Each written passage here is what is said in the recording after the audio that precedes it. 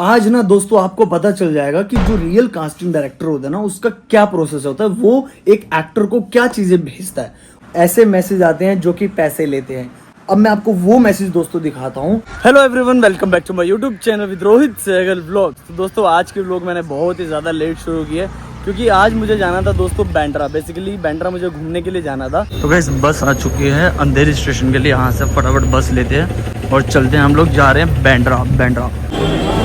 Guys ये अंधेरी station है ना, तो अंधेरी स्टेशन से मैं वापस जा रहा हूँ रूम पे। वो क्यों जा रहा हूँ वो मैं आपको बताता हूँ, चलो। तो ये इधर इनकी लड़ाई चल रही है भैया लगी। तो मैं यारी रोड पे आ चुका हूँ। ये यारी रोड है और अंकल जी का टायर इधर निकल गया यारी रोड पे।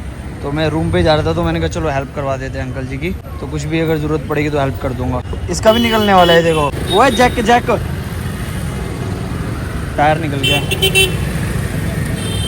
जैक है क्या अपने पास? जैक देखो पूरा टान दो ऐसे। अरे पूरा गिर जाएगा उधर। हाँ जाने तो वजन कम लगेगा ना वैसा। ये देखो गिरेगा तो नहीं ना? पक्का नहीं गिरेगा। नटवा का नट वो बाजू खोला था। नट लेके जाओ निकालो।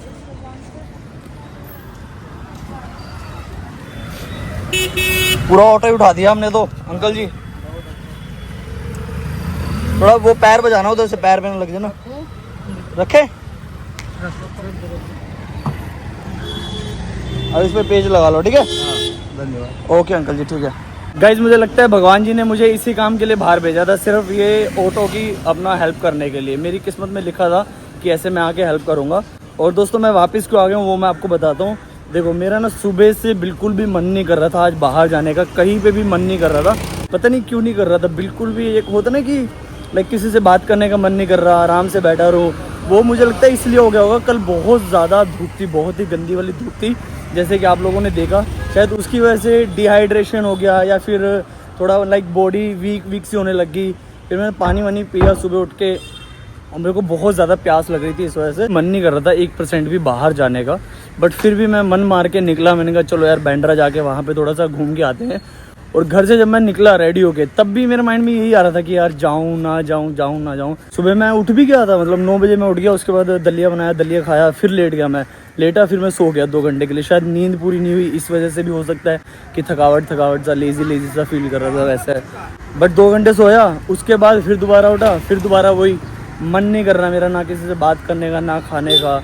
और ऐसे ही बस लेटा हुआ था आराम से, कहीं जाने का मन नहीं कर रहा था। फिर मैं हिम्मत करके मैं नहा धो के दोबारा, मैंने कहा चलो नहा के फ्रेश होके दोबारा निकलूँगा तो मन कर जाएगा। मैं आके बैठा, फिर मैंने black coffee P. Black coffee पीने के बाद फिर मैंने कहा चलो अब थोड़ी सी एनर्जी आएगी। बट नहीं, वैसे लेजी सा मन नहीं कर रहा बिल्कुल भी कुछ भी करने का। फिर मैं हिम्मत करके बाहर निकल के आया। फिर मैं आते फिर मैंने विनीत को फ़ोन किया। विनीत को जब मैंने फ़ोन किया मैंने कहा चल विनीत से मिल लूँगा, इधर खड़े होकर बात कर लेंगे थोड़ी सी, फिर शायद मैं घर वापस आ जाऊँगा। फिर विनीत बोला मैं इधर हूँ, आयुषी के घर पे हूँ, इधर बैठा हूँ मैं। बात की नहीं आया वो। फिर मैंने कहा चलो चलते हैं। फिर अंधेरी स्टेशन गया। अंधेरी स्टेशन में गया, वहाँ पे जाके फिर माइंड में आया यार चलते हैं घर पे, मेरा मन नहीं कर रहा बिल्कुल भी जाने का। फिर अंधेरी स्टेशन से मैं वापस आया यारी रोड पे। जब आया और ऐसे चल ही रहा था, मैं व्लॉग तब नहीं बनाई मैंने, ऐसे चल ही रहा था और चलते चलते पीछे से एक ऑटो आया और ऐसे करके टायर निकल गया। उसमें एक सवारी बैठी हुई थी, एक लड़की बैठी हुई थी, ठीक है। वो उठ गई तो उसके बाद फिर मैंने कहा अरे यार तो टायर निकल गया। और शुगर है स्पीड स्लो थी, अगर ज़्यादा तेज़ होती तो पलट जाता। वो बिल्कुल भी मन नहीं करता, पता नहीं क्यों। मे भी शायद होता होगा, आप सबके साथ भी होता होगा। अगर आप सबके साथ भी होता है प्लीज़ कमेंट सेक्शन में बताना कि ऐसा होता है, कभी कभी होता है ऐसा। बाकी तो देखो मैं सारी चीज़ें आप सबके सामने रखता ही हूँ, हर एक चीज़ लाइक क्लियर रखता हूँ। तो मैं चाहता था कि ये चीज़ भी आपको पता रहे कि ऐसा कुछ आज मैं फीलिंग कर रहा था, मतलब ऐसा कुछ आज मैं फील कर रहा था। क्योंकि मुंबई में अकेला हूँ और दोस्त लोग भी मतलब इतना नहीं मिलजुलते हैं। हो गया विवान है, वो अपने काम में रहता है, दोस्तों से मिलना जुलना हो गया, इधर उधर जाता रहता है वो। तो मैं रूम पे भी ज़्यादातर मैं अकेले ही रहता हूँ, तो इसलिए मुझे लगा कि आप सबके साथ शेयर करना चाहिए। तो यही है दोस्तों, आज का दिन मेरा ऐसे ही चला गया। और एक ना विवान का दोस्त भी आया हुआ है, तो फिर वो भी उसका काम वाम चल रहा था, एडिट का काम करता है वो। तो वहाँ पे मैं रूम पे इसलिए व्लॉग नहीं शूट कर पाया क्योंकि उसका ना एडिट का काम चल रहा था, उन्होंने स्पीकर पे गाना लगा रखा था। तो गाइज़ मैं अपने रूम पे आ चुका हूँ अभी। एक मैं मैसेज दिखाता हूँ आपको। एक मैसेज आया कास्टिंग वालों का। आपको याद होगा मैं मलाड में गया था सबसे पहला ऑफिस, वहाँ पे उन्होंने मुझसे रजिस्ट्रेशन फीस मांगी थी 5000 रुपये। और उन्हीं का ही मुझे मेरे पास मैसेज आया, तो मैं आपको दिखाता हूँ। ये देखो वो परफेक्ट एंटरटेनमेंट का आया है। Your profile is shortlisted for the Nescafe. It's a digital ad, okay, not TVC। Shoot budget 22K per day, shoot location Mumbai, fresher can apply, सिर्फ फ्रेशर कर सकते हैं। ओके, शूट डेट 10 जून।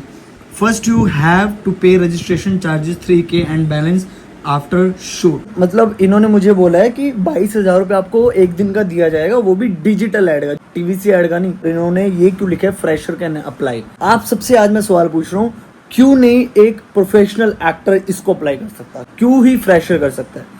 क्योंकि उसको चीजें नहीं पता, वो उनकी बातों में आ जाएगा। ऐसे ये लोग ब्रांड का नाम देते हैं, रजिस्ट्रेशन फीस मांग लेते हैं, उसके बाद कुछ नहीं होता। ये बेसिकली दोस्तों, ये मैं इसको फेक नहीं कहूंगा, इसको फ्रॉड नहीं कहूंगा, मैं कुछ नहीं कहूंगा। मैं इसको ये बोलूंगा कि गाइस, रजिस्ट्रेशन फीस मत देना, रजिस्ट्रेशन फीस नहीं देनी होती काम करने की।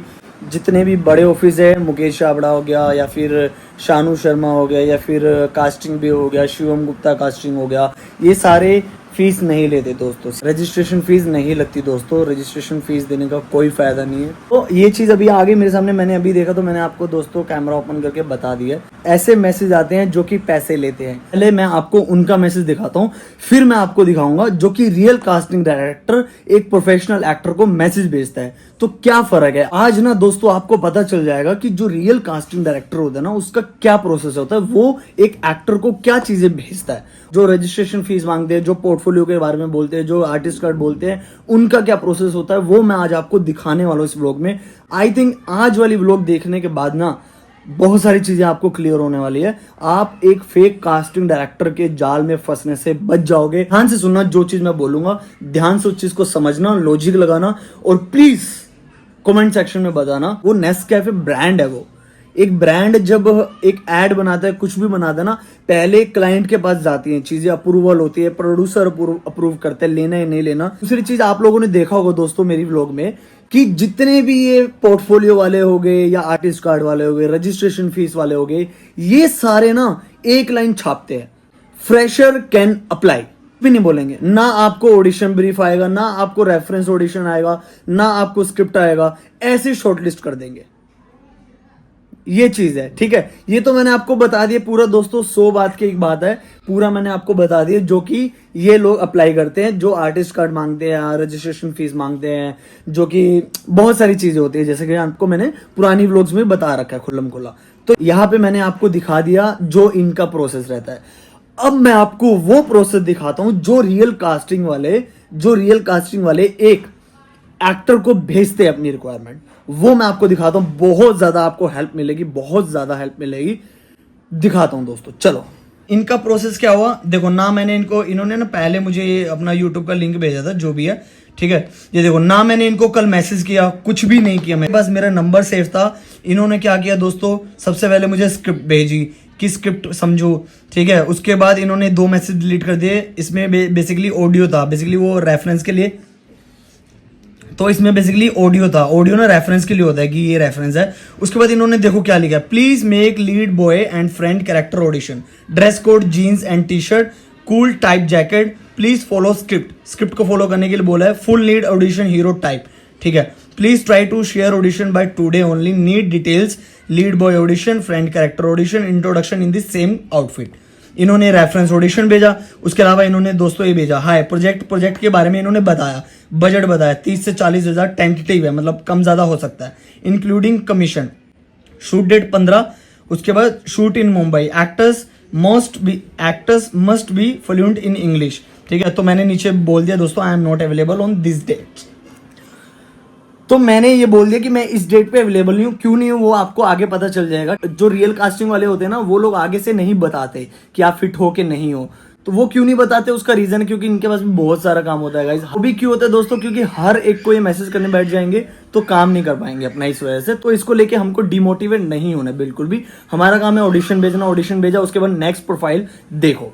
अब एक बात बताओ मुझे, इसने जो रिक्वायरमेंट भेजी है मुझे रियल कास्टिंग वाले ने, क्या इसने लिखा है कि फ्रेशर कैन अप्लाई? नहीं लिखा ना। अब आप मुझे इस बात का एक और जवाब दे दो, इन 2 डिटेल्स में से आप लोगों ने अगर अच्छे से देखा होगा, इन 2 डिटेल में कहीं पे मेंशन था कि फ्रेशर कैन अप्लाई? नहीं था ना।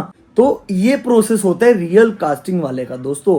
जितने भी ये पोर्टफोलियो हो गया, रजिस्ट्रेशन फीस हो गया, आर्टिस्ट कार्ड हो गया, ऑडिशन के बाद आपका रजिस्ट्रेशन फीस होगा, शूट के बाद आप पैसे दे देना, शूट से पहले आपको पैसे देने पड़ेंगे, 2,000 रुपये रजिस्ट्रेशन फीस होगी, 1,000 रुपये रजिस्ट्रेशन फीस होगी, पोर्टफोलियो बनाना पड़ेगा, हमसे ही बनवाना पड़ेगा। जितनी भी दोस्तों ये सारी चीजें होती है ना, ये सब मतलब पैसा कमाने का धंधा है एक तरीके से। जो रियल कास्टिंग वाला होगा उसका ये प्रोसेस है दोस्तों। थिंक मुझे लगता है कि आप सबको पता चल गया होगा कि मैं क्या कहना चाह रहा हूँ। प्लीज अवेयर हो जाओ, कहीं पे भी किसी भी सिंगल पर्सन को पैसा मत दो काम करने का।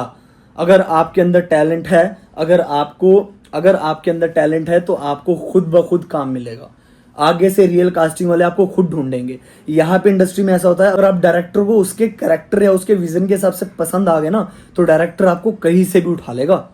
ये बात सच है। मान लो अगर कल को मैं नेपाल या कहीं पे भी रह रहा हूं मैं, तो अगर डायरेक्टर को लगा कि हाँ ये लड़का मेरी फिल्म के लिए लीड कर सकता है, ये बंदा फिट है, तो भाई नेपाल से डायरेक्टर मुझे बुला लेगा। तो कोई भी बोले कि अरे आप शॉर्टलिस्ट हो गए हो, पैसा देना पड़ेगा, मुंबई आ जाओ आपको काम मिलेगा, प्लीज आपसे रिक्वेस्ट कर रहा हूँ, प्लीज मत आना, कोई फायदा नहीं है।